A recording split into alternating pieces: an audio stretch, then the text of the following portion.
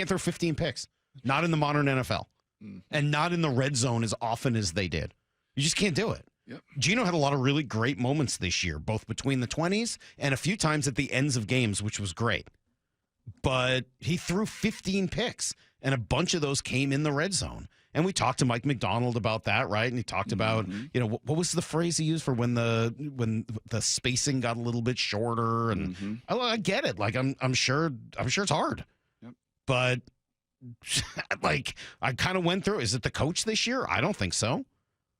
I know that there's a bunch of excuse makers out there saying that it was Ryan Grubb, because every year the Seahawks have had the worst offensive coordinator. It's just amazing that every year after year after year after year, they just keep getting the worst offensive coordinator, worst one every time. This guy can't do it. That guy can't do it. This guy can't do it. And that guy can't do it. I'm sure it's always the offensive coordinator's fault. Makes sense. Sure. That's the NFL. What? These guys have no idea what they're doing. Was Shane Waldron in maybe over his head? That one I'll give you. Yes. Darrell Bevell was a good offensive coordinator. I think he needed to go because of that moment and because I don't think he was doing the right thing for Pete and what Pete wanted.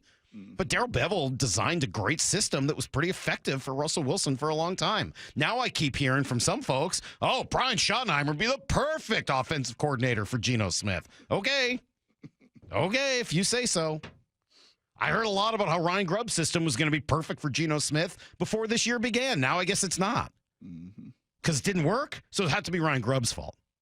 Maybe some of it was. I'm not saying they're a perfect marriage. And certainly there are questions about the way his college offense translated to the NFL. And we'll see whether or not he's going to be back next year. Those are all very real questions. And at the back of all of this is the fact that, unfortunately, there's not going to be anybody else available for this team to go after in the draft this year. And I think they blew it by not having an opportunity to draft one of the 6 guys in last year's first round. That's a huge bummer. It really is. And one of the reasons that you weren't in position to do that is that you've got a quarterback who is absolutely good enough to win somewhere between 7 and 10 games every year. You've got that guy. And so in all likelihood, you're not going to be in position very often to draft one of the guys who's going to help you get to 10, 11, 12, 13, 14 wins in a season. That guy was Jaden Daniels this past year.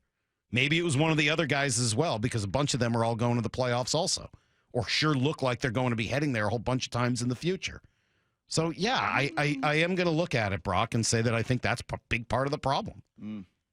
Yeah, I'd retract. I mean, Caleb's not going. They're terrible. Drake May's not going. They're terrible. They may fire their first-time head coach. He was just but Drake May was tremendous. He was okay. He was not tremendous. Talk to your guy, Dan Orlovsky. He's like ready to go on Drake May. Says the Patriots have themselves a dude. He is going to be worst record in the league. I don't know how he could be tremendous. Well, because the roster around him is absolutely atrocious. The low line is so bad. And he's not. I just said the entirety of that roster was awful. I got you. Yep. Brock, they were the number 2, 3 pick in the draft last year. 3. The Seahawks were 1 win away from making the playoffs last year. Like, you're not even similar, not even comparable, not even a little bit. Yep. Bo Nix, who I didn't think would be very good at all, has got his team on the verge of the playoffs. Yep. And may very well end up making it. Michael Penix looks like he's going to be legit. We don't know yet about J.J. McCarthy, obviously. But I don't know, man. I just think you keep putting yourselves in position to be in the middle. You're probably going to stay in the middle. Starting rotation, that just raises your floor and gives you a chance. And then can you do the other parts? But it's not like that because it's a completely different sport. But can you just do the other parts around it? No. That floor gets raised. Can you help support that quarterback and support that rotation by actually having, I don't know, just a competent offensive line? You had a competent left tackle. You had 2 of the better wide receivers in football. And you had a defense that played like one of the 5 or 6 best in football over the second half of the season. What are you talking about? It's just weird, man. My eyes. So they don't have 3 players in the interior of their offensive line, and we're going to excuse 15 picks because of it? What are we talking about? I don't know. How many game-winning drives? How many touchdowns? How many yards?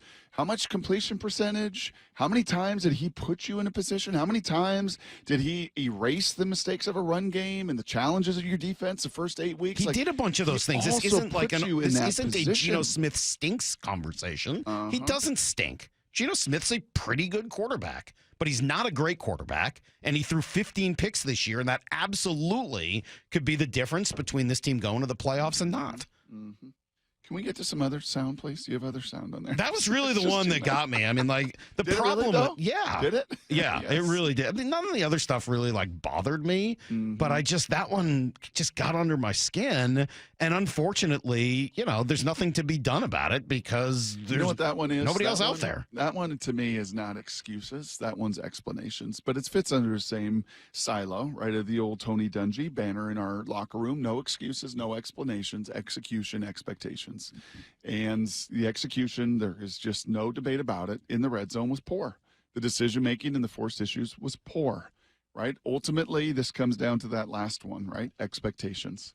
What are your expectations? Well, my expectations were at the beginning of this year that this team would be very good in the red zone.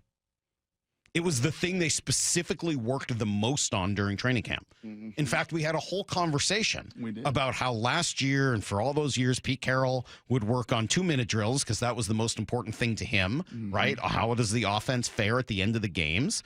And in this case, it was Mike McDonald saying, I really believe that the red zone is where this game is won and lost. His quarterback was god-awful in the red zone. Now, his running game was bad there, too. I'm not saying that anything else was perfect, but his quarterback threw too many red zone picks. He sure did. He sure did. What am I missing? This seems like a fairly simple Because deal. what you're missing is everything you dismiss. Well, yeah, he did all these other things, but the picks. So what you're dismissing is all of the other stuff. But that's the modern NFL. The modern NFL is but the picks. That's been the NFL for the last 20 years. Baker Mayfield's going to get them to the playoffs. Baker Mayfield's thrown as many picks in and the he's worst gonna get division them. in football. He's going to just barely sneak them in. Yep, you're right. Yep. So he's in certainly a supporting cast. Plays a pretty significant role in these situational areas. I will not excuse away the red zone interceptions. I will not do that. I will not excuse away some of the turnover-worthy plays. Will not do that. There is an explanation, right, for the other pieces around him.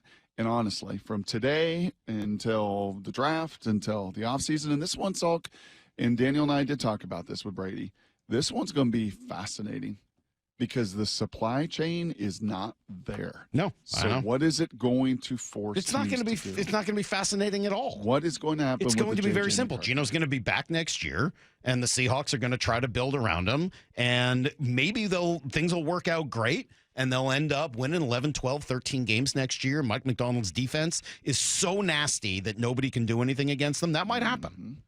Certainly possible. Every time we talk about the quarterback, we all say he's somewhere in the middle. The fact that you want to excuse away the interceptions or not, he's still a guy in the middle. Guys in the middle tend to stay in the middle.